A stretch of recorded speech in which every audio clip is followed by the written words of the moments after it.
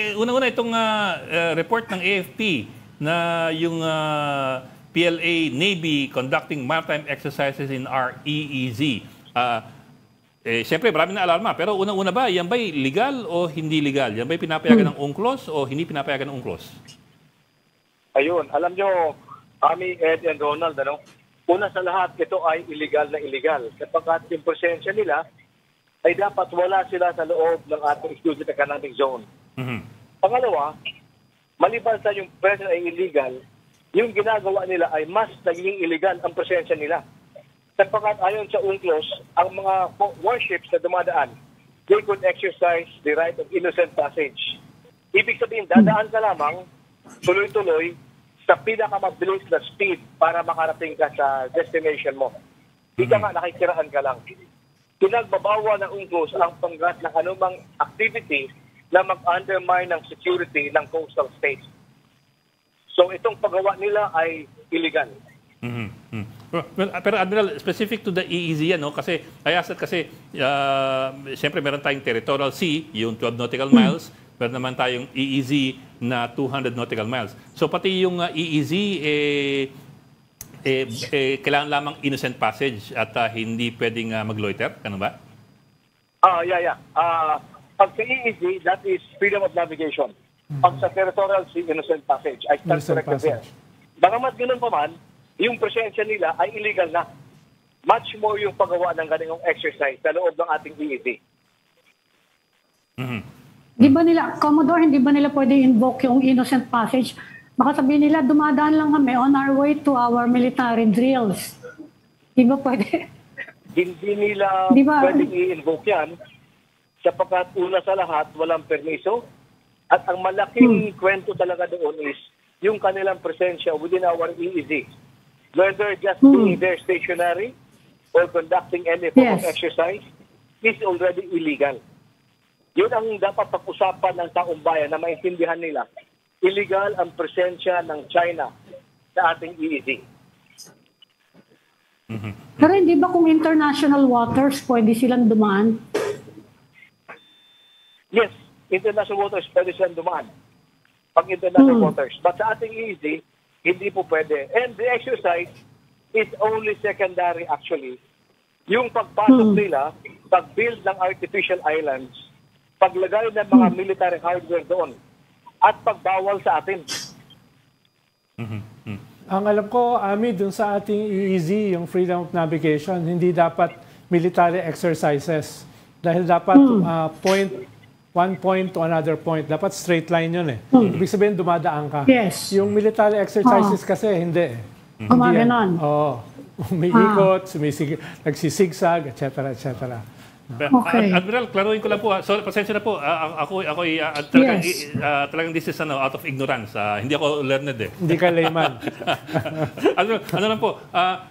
Kasi, di ba, pag sinabi natin territorial sea, ito yung 12 nautical miles, ito yung talagang pag-aari natin. Yan yung bawal. Yan yung innocent passage. Yun ang talagang kailangan mo ng innocent passage lamang. Yun ang atin.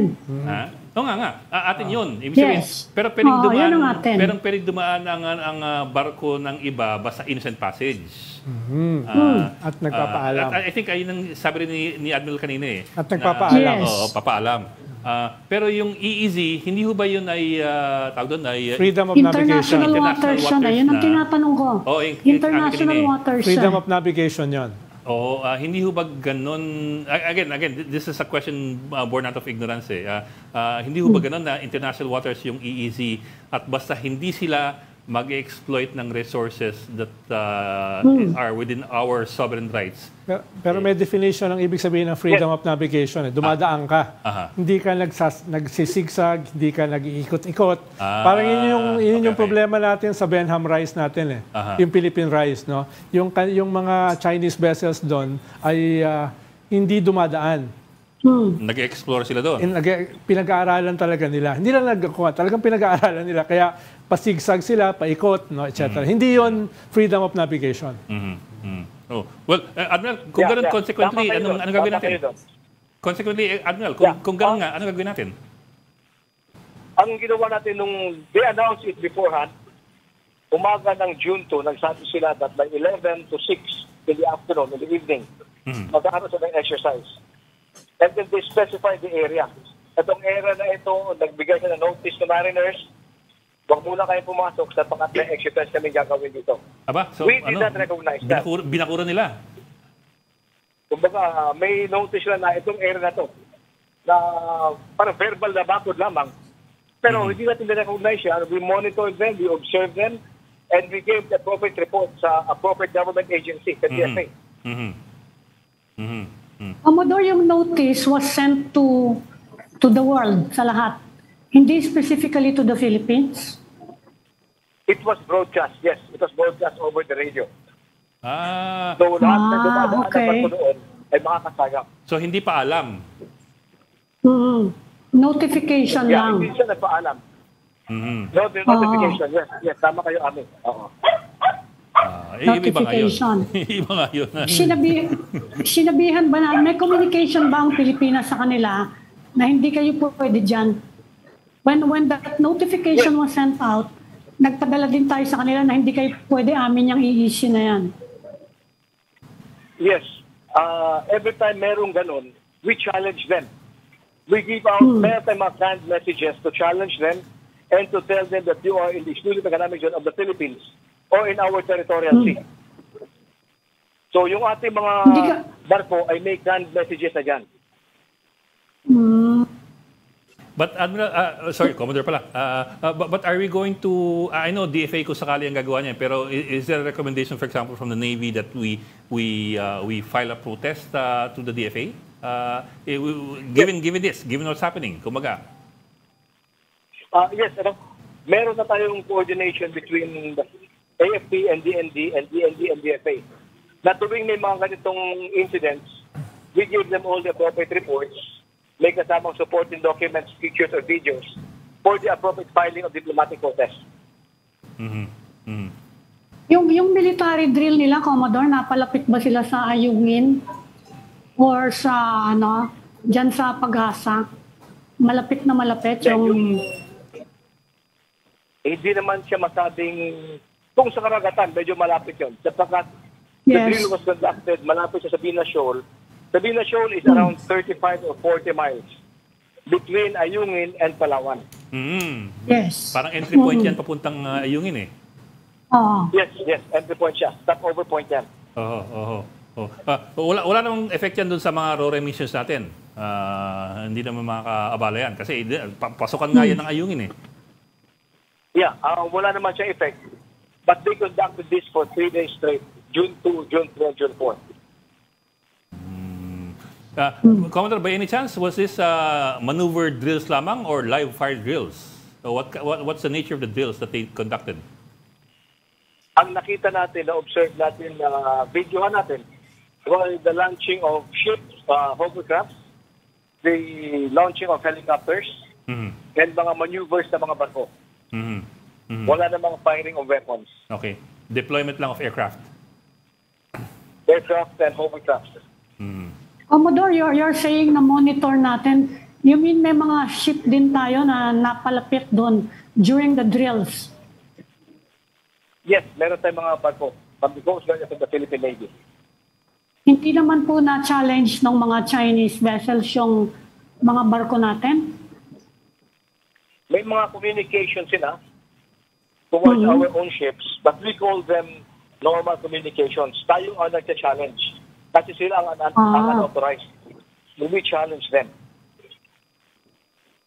Tapos Hindi naman tayo tinaboy kapareho nung dati na alis kayo dyan. Wala namang ganon. Hindi naman. Wala naman. Tapos, Commodore, tama ba? This is the first time this has happened in our EEZ as done by China. Tama ba? This is the first time? And if it is the first time, sir? Yes, sir. Yeah.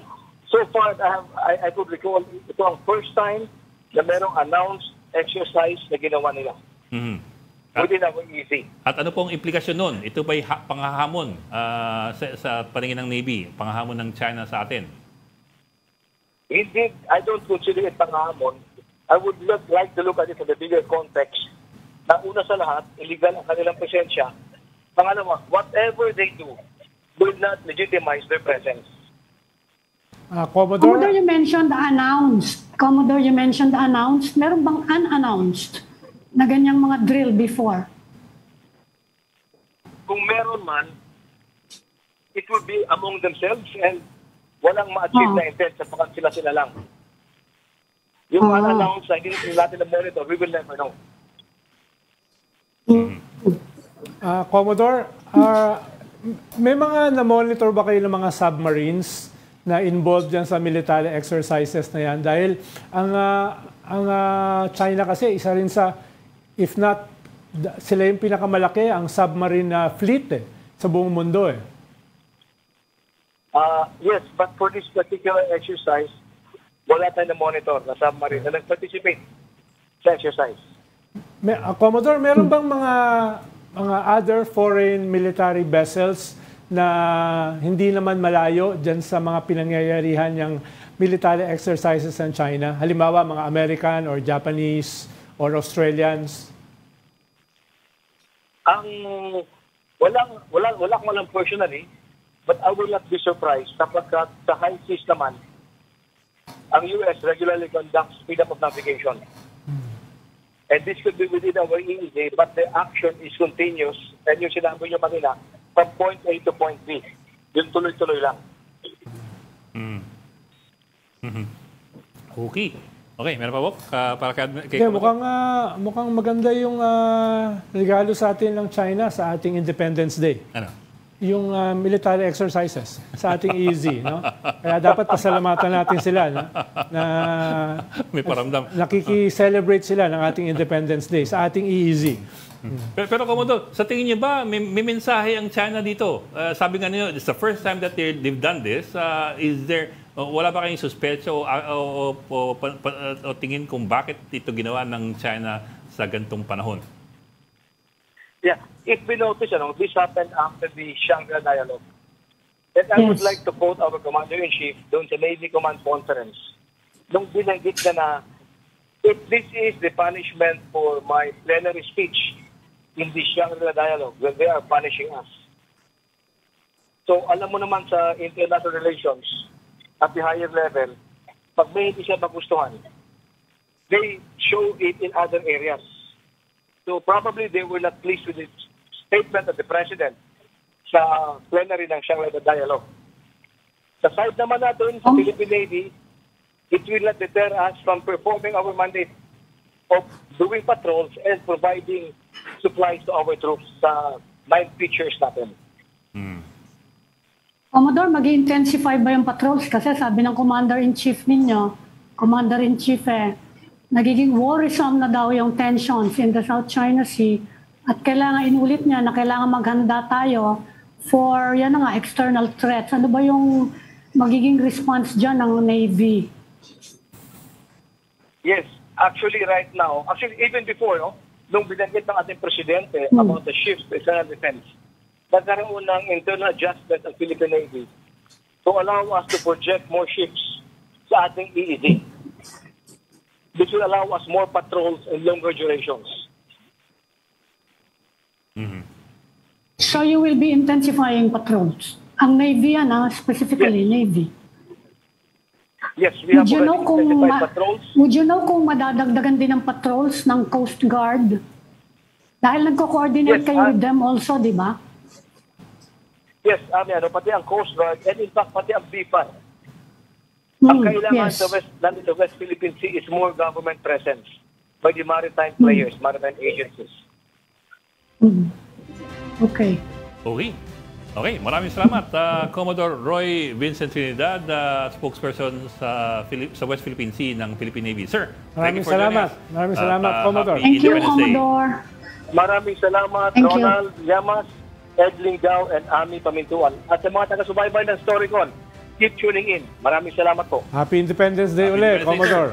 Happy Independence Day po. Maraming salamat po sa inyo. Likewise po, Happy Independence Day. Thank you, sir.